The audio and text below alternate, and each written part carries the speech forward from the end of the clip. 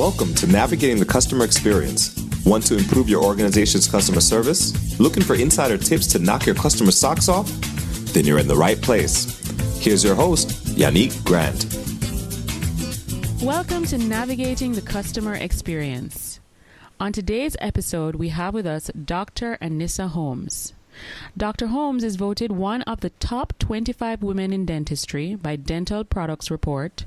She has effectively mastered the skill of the use of social media with a Facebook following of nearly 50,000 fans. As a practicing dentist, social media strategist, author, podcaster, and speaker, Dr. Holmes shows dentists exactly how to create a profitable, thriving dental practice, which has motivated, inspired team members and patients who are now raving fans. She does this by providing actionable steps to help dentists develop their business culture, their systems, and their brand. Dr. Holmes is the host of the iTunes podcast, the Delivering Wow Dental Podcast, and is also the author of the book Delivering Wow: How Dentists Can Build a Fascinating Brand and Achieve More While Working Less. So without further delay, welcome Dr. Holmes. Hi, Yannick. How's it going? It's going really great. How are you? I'm doing great. Awesome. So before we actually get into the meat of the podcast, we like to ask our guests if they could share a little bit about their journey, how they've gotten from where they are to where they are now. Good stuff. So as you said before, I am a dentist. I am originally from the U.S. I grew up in New Orleans, and I attended dental school in Alabama. And after completing dental school, I actually met my husband. My husband is an oral surgeon, and we met there, like I said before, and he actually grew up in Jamaica. And so we decided about 10 years ago to actually move from the U.S. to Jamaica. He figured that would be where he could make the biggest difference. And so I sold my practice that I had in Birmingham, and I started again here in Jamaica. So I worked a few years for another dentist who had a really great reputation. And about 5 years ago, I started a brand new practice in Kingston, Jamaica. And the premise there was that this practice would eventually be the #1 dental practice in the country known for delivering a wow experience to our patients. Awesome. And that's where I am now. Awesome. That's a really great journey. So it's interesting to know because, customer experience transcends against all businesses, regardless of the type of business that you're into. So your business is very personal because, you're going into people's mouths and, that's a very personal experience. I personally don't like going to the dentist. I fear it, funny enough, more than I fear going to the gynecologist. That's crazy, right? Right. But no, you're not alone. So what I found interesting is I read your book and I'm a big fan of it, and I want to use this opportunity to share with our audience how is it that you used all of these wonderful experiences, all of these wonderful strategies and actions to create that delivering wow experience in your practice in Jamaica. So if you could touch on some of the things that you did, like for example the book speaks about vision, culture, and core values. Could you share with us what that means in practicality? Because I think sometimes business owners hear these things and they probably think it's just something you put on a piece of paper and hang up in your office, but it's so much more than that, right? Absolutely. Absolutely. So I can tell you the first step of creating an amazing practice, one that people talk about, one that has a fascinating brand, is first creating that vision and saying, okay, what do I want to be known for? At the end of the day, what am I working for? What do I want to achieve? And for me, like I said before, my vision was to create the #1 dental practice in the country known for delivering an amazing wow experience. And so that was the vision, that we would be there. And that was the vision before we actually put anything in place. And from there, we said, okay, well, what sort of practice would we need to be? What sort of team members would we have to have? What would have to be our core values? And so before we did anything, we actually really thought about what we want it to be. And when I say we, it really is we. I feel that, businesses that are super successful, if you look at, Zappos, if you look at Amazon, if you look at Disney, it's all about the team. And for me, when I was even creating my core values of my company, I involved the team and we said, what do we want to be known for? And so we did things like saying that, we wanted to be very unique. We wanted to make an impact on the community. We wanted to build strong teams. We wanted to be known again for, delivering well. And so we set those core values out. And so every decision that we made had to be in a line with those core values. So, pursue growth and learning. And so having, those lunch and learn sessions where my team is constantly training, having book clubs where we're reading, books together in terms of growing business and personal development with a Kindle, for example. That's something that I did for my team. I think it's really important. And, many people, like you said, they do create this, this checklist of, okay, we want to do this. And they just put it down somewhere, or maybe they even hang it up, but they don't live it. And once you have that, your vision, then you have to say, okay, again, what sort of business do we need to be? What sort of team do we have to have? And then you have to start creating amazing systems and really just designing how you're going to get there. Wow. Pretty powerful. So while you were doing these implementations, did you buck any challenges up along the way? Were there team members who weren't as, they weren't agreeable in your vision, and so as a result, they didn't fit into the culture that you were trying to create? Absolutely. And, it's very interesting because I really believe, and I've seen this happen now that I'm in a different realm and I'm really working with business owners and dentists, and a lot of them have fear that the team is not going to, buy into this whole creating an amazing experience culture. And so what happens is that they do nothing. But what I always say is that, if you are a business owner, it's your business, it's your vision. And, my team is very aware that we have, say, for example, 100 things that have to happen to be able to create amazing experiences, or to have consistency in the quality of work that we do, or to make sure that we're seeing people on time. And these 100 things have to be done. And if I could do them all myself, for example, I would have no reason to hire someone, and I can keep that money in my pocket, but I've made a decision, that all of these things need to be done. So there's different people that need to do it, and the job has to be done. And this is the vision of this company. And it's okay if you don't, feel like this is the right company for you. It's okay. But at the end of the day, this is the company, this is the values, this is what we're working for. And I can tell you, when we first really decided that we were going to be known for delivering an amazing experience, some people that were working at the practice said, okay, we're willing to try. And they're still there, and they're happy, and they're making more money than they've ever made. I can tell you this year, we spoke about vision boards earlier. This year, I may have shared this with you before, Unique. We actually in January had all of the team write down what is it that we're going to achieve this year. I put my dream. Everybody put up their dream. I said, okay, I want to go to Europe. And guess what? I've gone to Europe. 4 of my team members actually got cars this year, which is a huge deal for people working in small businesses in Jamaica, of course, to be able to afford to get a car. We've had, just amazing things happening. And it's because, I've aligned with my team members. And I told them from the very beginning, if you help me grow this business, you are going to develop personally. You're going to be able to impact your family, achieve all of your personal dreams. And so those that bought in with me, they're definitely living their dreams. And some people, it wasn't for them, and it was okay. And I was okay to let them go. And, even along the road, I've had, different people. As we've grown, we've had to increase our team. Just a few months ago, we were testing someone for a new dental assistant. We needed to add an additional assistant.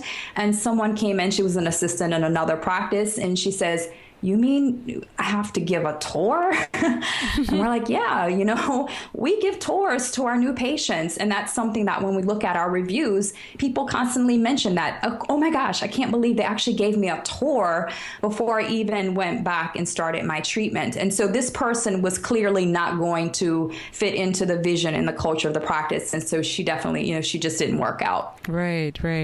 And it's okay, as you said, to let it go, because at the end of the day, you're letting it go to open the doors to release someone who is actually suited for your business. Absolutely. So in your book, you say that there's a myth that says to be successful, we must be better than everyone else. We must try harder and work longer, right? But then you go further and say that it's not really about being better, but it's about being unique. Can you speak a little bit about that? Absolutely. It's very interesting because when you look at businesses, a lot of times they are focusing on, what is the competition doing, or what is this person doing? In Jamaica, for example, we have a social media presence that has, now over 50,000 fans, and we're doing some really cool things. And as a result of it, I see other practices that are doing similar things or posting similar things, for example, of what we're doing. And I say it's okay, because they're connecting with people, they're growing their businesses. But I'm not focused on that.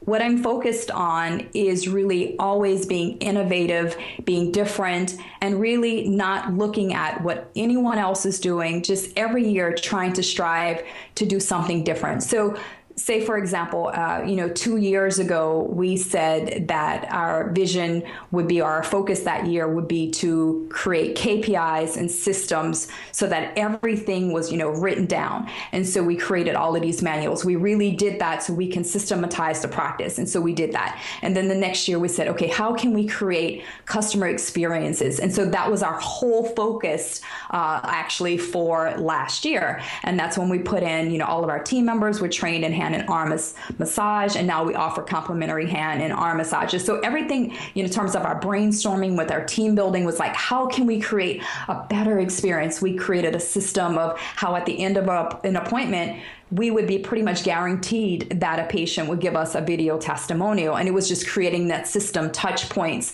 of creating, just giving them the tour, offering them the hand and arm massage, giving them the headphones and the iPads, giving them a warm towel at the end, the doctor, the hygienist, the front desk saying, how was your experience? Guaranteeing that pretty much the person is going to say it was great. So that was our focus, just focusing on that. This year, our focus, now that our systems are in place, we have an awesome team, we're doing great experiences. This year, we're like, okay, how can we be different in our community impact, right? And so this year, we're like, okay, every single month, we're going to give to a different charity. We've done smile makeover competitions. We've given equipment to Children's Hospital, their dental clinic. We're doing all sorts of things. And so again, it's just being very unique, not worried about what anyone else is doing, just trying to be very innovative, be very different. In our practice, for example, we have a guarantee. So we guarantee that you will be seen within 15 minutes of your appointment time, or your next exam is free. Again, you had to have the systems in place. That was done 2 years ago. I could not necessarily give that guarantee then, but I have it now. We guarantee that you'll have an amazing experience and you'll get a great quality of work. Just focusing on, again, what can you do that makes people become drawn to your business? In marketing, it's not good for me to go out and say, I'm a dentist and I do fillings, or I'm a dentist and, we do teeth whitening. Well, doing an ad like that is not very effective because, dentists are supposed to do that. Mm-hmm. But when you create, an advertising campaign, or you're, creating promotional pieces about how you make people feel and how you've been able to change their lives by, taking away the fear and giving them an amazing experience, what happens is that people are drawn to your business and you're able to grow. Wow, that is awesome. Really, really awesome. Like, so many things that you said a while ago touched me in so many ways, Going back to what you were saying in terms of giving the tour and, saying, good morning, how are you doing? Asking questions that really touch into the emotional needs of your clients. How is it that you find team members who actually want to ask those questions? Because I'm sure it's not a situation where they're following a script, right? Because you're hiring for the right profile. Well, it's both of it. So, of course, and you just spoke about something, hiring for the right profile. And we do definitely do that. We look at testing behavioral styles. And so, for example, if our hygienist is going to be very outgoing in terms of her behavioral style, we want someone who has the profile of being a very sensitive, very compassionate type to sort of be her dental assistant. And so we kind of have that balance. The person who does all of our training of dental assistants has a different style. So that's part of it. The other part of it is too, once you start to be known for having a certain type of business, those sort of people are going to be attracted to your business. And so we are now finding that a lot of our new hires are actually coming to us and they're saying, we know about your business already. We've been following you on Facebook, or people are talking about you in the community, and we want to work in your practice. And so it's that sort of mindset of the people. But then again, once they're coming in, having that training. And so most people are not trained on understanding that the way that you connect with people is not by, necessarily talking and talking and talking. It's about listening. And so a huge part of our training with all of our team members is understanding the importance of listening, of asking questions, and someone answers, and then you ask another question, and then they answer. And so you can really get to the heart of the matter. So say, for example, in dentistry, a lot of people may say, well, I don't want to, you may say, well, you need to have a crown. And the patient will say, well, I don't want a crown. Well, some dental offices or some dentists around the world will say, okay, well, in their mind, you're assuming, well, they don't want it because, they can't afford it, or they don't want it because, they're afraid or whatever. But you're not asking them, like, why do you not want it? You're just saying, okay, and then you just move on, and then you miss out on that opportunity to help them. And what we do in our practice is we'll say, okay, well, why don't you want that crown? And they may say, well, the reason why I don't want it is because my daughter is getting married next month, and so I just don't have any money right now. Mm-hmm. And then you can say, okay, well, when do you think that you might be ready? Like, would you be ready in a few months? And then they say, sure. And then we say, okay, great. We'll just write it down. And when you come back, for your next cleaning, then we'll go ahead and get it sorted out then. Or they say, well, I don't want it because I don't think I need it. And then you can say, okay, let's talk about why, or let's talk about what happens if you don't do it. Because in my experience of practicing for so long, this is what happens. And so if you don't fix the tooth, what's going to happen is that you're going to be out one day, perhaps you're going to bite down, it's going to break, it's going to split, you're going to have to take it out. It's going to be more procedures, it's going to be more costs. And based on the condition, you are probably about in an 80% chance that that's going to happen to you. Are you okay with that? And it makes the person think and say, you know what? You're right, I need to do it. And then they schedule. So it's all about, again, training your team, letting them understand, how that happens. And when they see it happening over and over again in terms of people actually making decisions to have a purchase or to, in my case, do treatment because of asking questions, they buy into it. Amazing stuff. All right. So we've looked a lot about what you do in your own business. Now, apart from the fact that you are offering an awesome customer experience, a delivering wow experience, how do you feel about customer experience on a global level or even on a national level from the Jamaican perspective? What do you think are some of the things that are limiting organizations from really delivering that wow experience? Right. So I feel that a lot of organizations, a lot of businesses, locally, internationally, the challenge is that they don't understand how valuable it is to help you to grow your business. And, having a business, for me now, my dental practice is set up on systems. It's very profitable. It can run without me.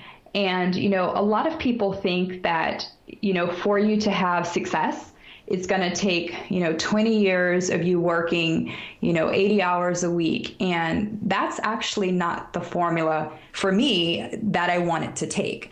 And so for me, I said, okay, how is it that I can create a practice that can essentially run without me? Meaning that I'm there because I want to be there, not because I have to be there. Now I have 2 other dentists, so that gives me freedom, at this stage in practice, which is over 17 years, to now start teaching other dentists and doing other things, as well. But that's really the key, is saying, okay, what's going to be the way for me to get there? Is it working 20 years? Or is there a smarter way? And once you start thinking about the smarter way, again, everything that I do, I like to break it down and figure out, okay, how am I going to do it?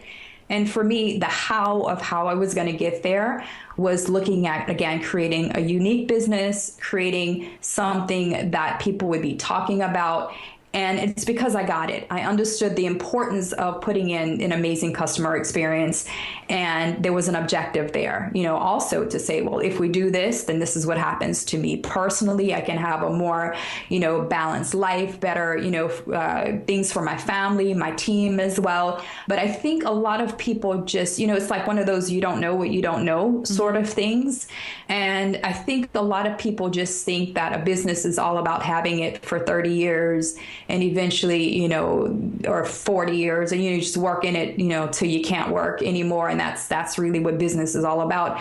And of course, people that are at a higher level realize that that's really not what business is all about. It's about serving your customers, being able to solve their problems, and also create something that will give you that balance and be able to give you that profitability to do what you want to do for your family. People just don't know that formula, so they just work too hard. That's my opinion. All right. So you said you think people don't know the formula. Do you think there's a direct correlation between poor leadership and poor customer experience in a lot of businesses?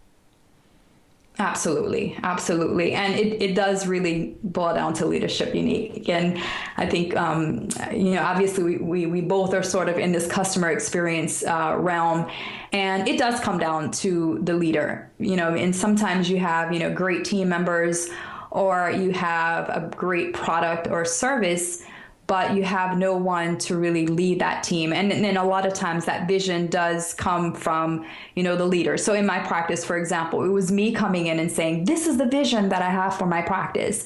And, getting people inspired to take part in that vision, because they knew that it would help them to achieve their dreams as well. And so, I find that businesses that have the strongest leaders are the strongest businesses. So it absolutely boils down to that. And sometimes as a leader, you have to make decisions that may be making you uncomfortable. For example, there may be people who are on your team, and you have to be the one to say, listen, this is not working, or, training them again, or saying, I'm sorry, but, we need to shift you to a different position because you're not able to really give your fullest potential in this position, and being able to shift people around in a way that they understand and not get offended and that sort of thing. So, leaders have to make those uncomfortable decisions, but they also have to be, in my opinion, be there to also inspire people to greatness.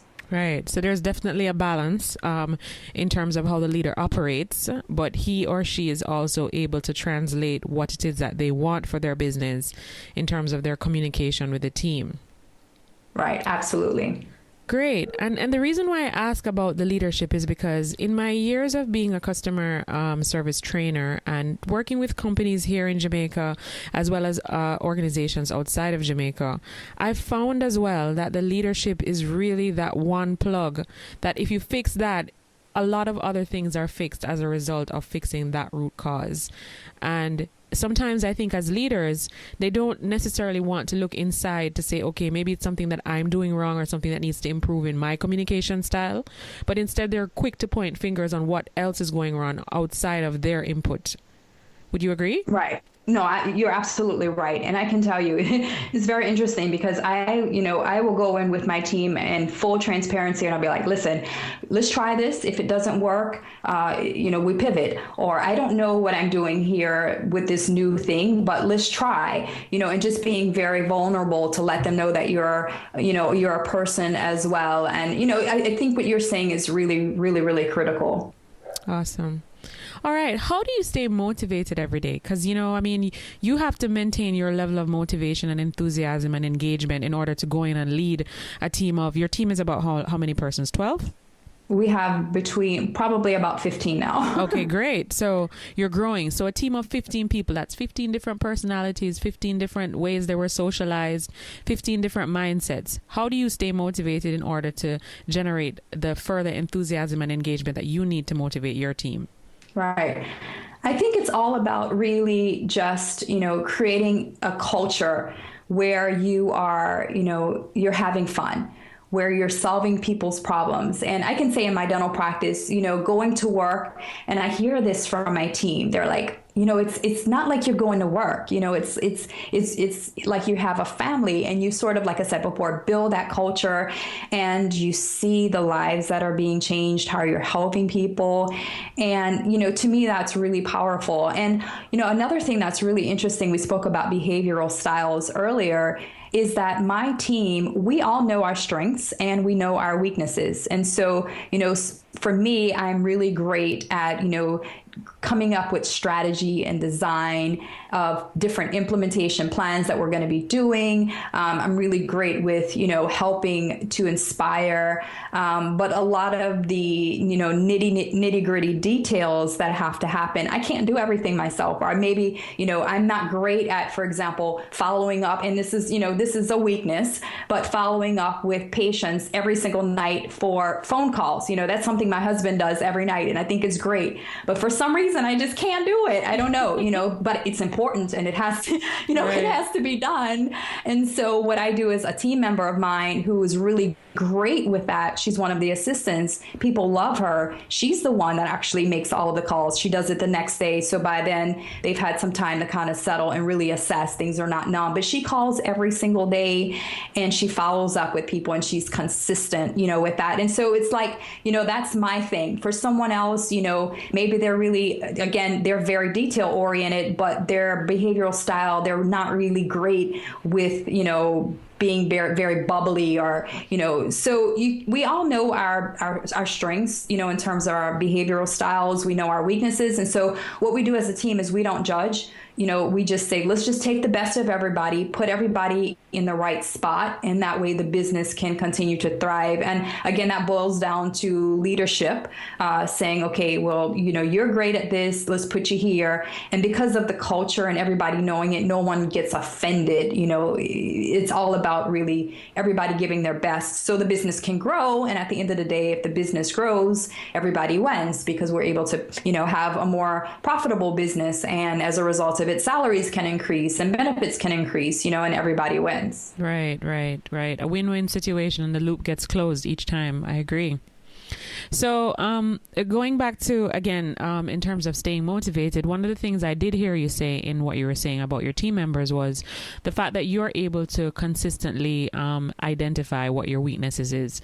And I just wanted to highlight that as something that's very important. I think it's amazing that you're so authentic and real, that you can consciously identify that you're a human being and you also have limitations, because I personally think that's one of the things that hinders a lot of businesses. We all think we're so perfect that we're not able to consciously identify that, listen, I messed up here. This is something that I'm clearly not good at, but there's somebody else in this team that's good at it, and I'm going to delegate that responsibility to them. I'm going to empower them to do what they're good at.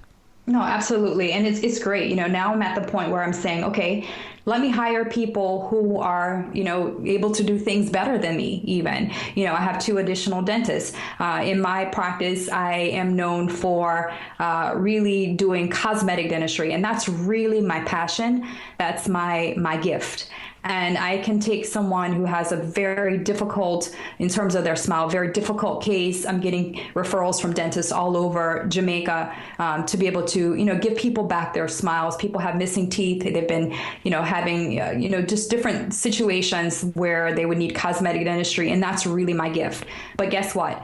I don't do dentures, I'm not good at them, and I don't do root canals, and so in my particular practice, I have a doctor that does all of the dentures, and I have a doctor that does the root canals, and both of them are phenomenal at doing them. One of my dentists is just finishing up a residency in pediatric dentistry. She sees all of the kids. And so, I'm able to be honest and authentic, and my team knows, look, I'm not doing root canals because I'm not good at root canals. But if somebody has a very difficult technical case of replacing missing teeth, or they don't like the way that their smile looks, I'm doing veneers and I'm doing some really amazing things cosmetically. That's my thing, and so being able to say, this is my weakness, but again, being humble enough to hire people that are better than you. What happens is that, again, the business grows and your team also respects you, for, again, being human and being, just like them. We're all people at the end of the day, just trying to, live our life and achieve all of our dreams. Awesome. All right. So, Anissa, as a business owner and as a person that operates in terms of just interacting with people, not just on a business level, but even on a personal level, what's the one online resource, tool, website, or app that you absolutely can't live without? Right. So it has to be Facebook, right? I knew you were going to say that. It has to be Facebook. I started using Facebook in 2010 when I first started my dental practice, my startup practice in Jamaica. And that's when Facebook was really just getting started with their business pages. And, when I first started using Facebook, I said, you know what, I'm going to use this tool because the reason why I decided to use a tool, or I thought it would be so powerful, is that you can actually share your culture and you can share your practice's story. And it's very difficult to do that in other forms of paid advertising. You can actually build, a community, which is what we've done now. And I'm so proud of it, of people that are helping each other, that are not even, patients. And some are patients. People are asking questions. People are answering each other's questions. It's really, really cool. But again, at that time, we started to get 5 new patients a month because people were really engaging with us. And over the years, what's happened is that our audience has grown. We've understood, what content works, what doesn't work. We understand how to, now embrace Facebook ads and targeting, creating audiences where we can retarget people, for example, that have been to our website, people that are very similar in their characteristics, their behaviors to our existing patients. Like, we can get super specific. And so now we actually are getting 40 or 50 new patients every single month just from Facebook marketing, and we are spending only $500 a month for our paid advertising. And it's very interesting because about 2 years ago, I was testing the return on investment on all of my paid advertising, and I actually made a decision to drop every other form of paid advertising. So like, I had a Yellow Pages ad, and I said, okay, I'm spending like $800 a month. I'm getting 4 new patients. Just speaking in US dollars. And, say if I'm charging 200, then, I'm kind of breaking even. But now, I said, okay, let me shift that money over. So I'm spending $500 a month and I'm getting 50 new patients. And the industry standard is 12 to 15 a month.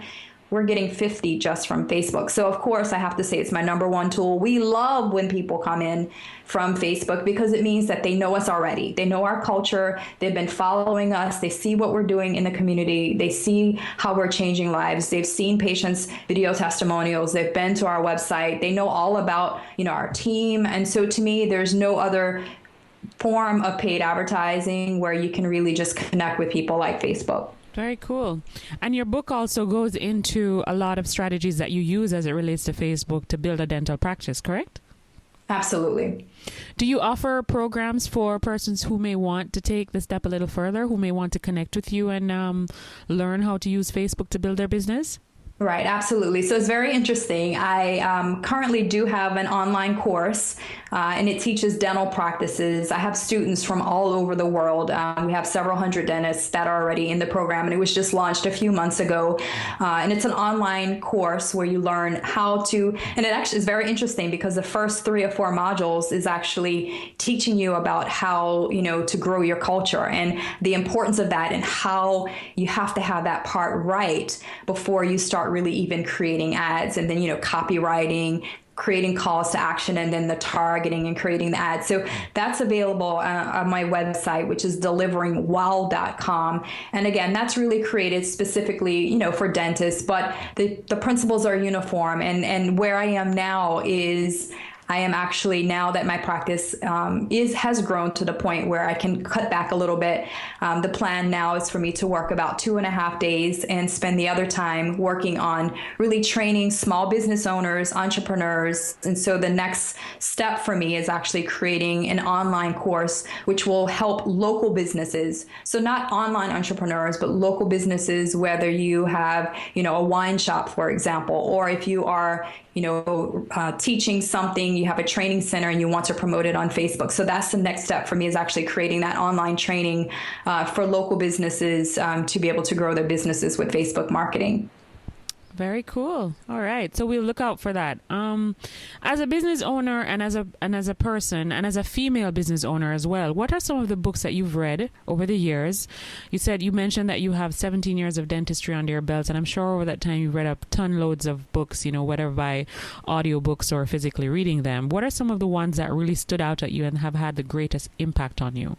Right. So there's a ton of books I read all the time. A few books when you're just sort of getting started, I think, are The Compound Effect, Darren Hardy, Eat That Frog, Brian Tracy. Those are some great books. Tony Hsieh's book is really great, talking about the story of Zappos, of course, and creating an amazing customer experience. So, what I tell people too is that, you've got resources in terms of books, but podcasts are really great. And, I used to really spend all of my time with books. And now I'm also really hooked really on podcasts, because you are actually able to speak and hear from the authors of what's going on in their mind right now. And I can tell you, even for myself, for example, strategies that I spoke about in my book, that was released earlier this year, we've already implemented additional strategies. So things are always evolving. You're pivoting, you're testing, you're growing. And so podcasts or listening to podcasts is another way to really get that fresh material as it comes out.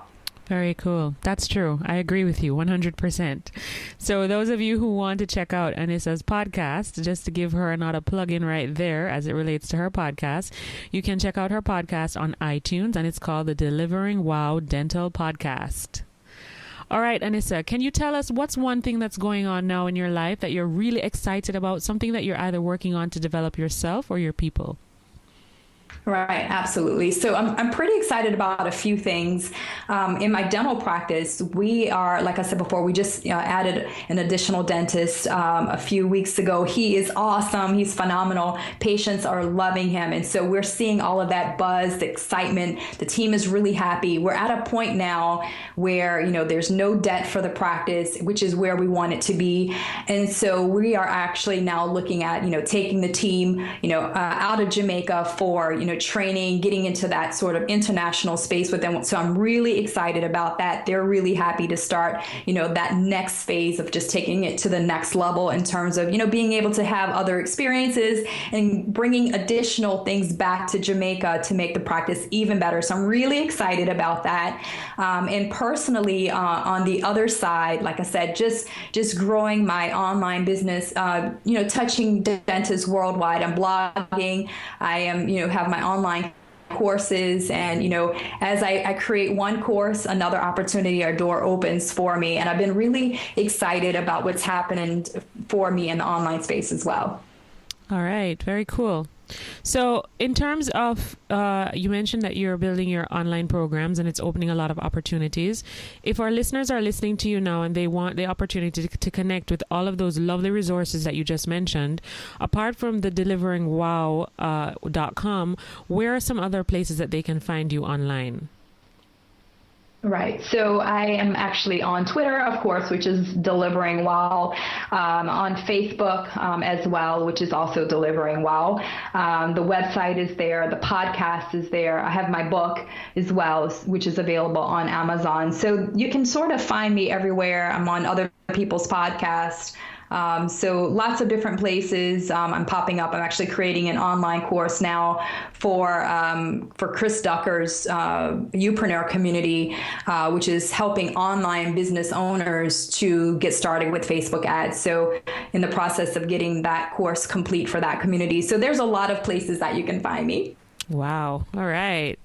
Okay, before we wrap up our interviews, we always like to ask our guests what's one quote or saying that they use to kind of reinvigorate themselves or to re-engage themselves if they buck up on a stumbling block or a challenge as they, go through life. Do you have one of those? Well, I have to say that mine is actually just keep delivering well. That's my motto. That's what I'm known for. And, it really, it's just 2 words, but to me, it means so much. So it means, always just get to one point and you say, okay, what's next for me?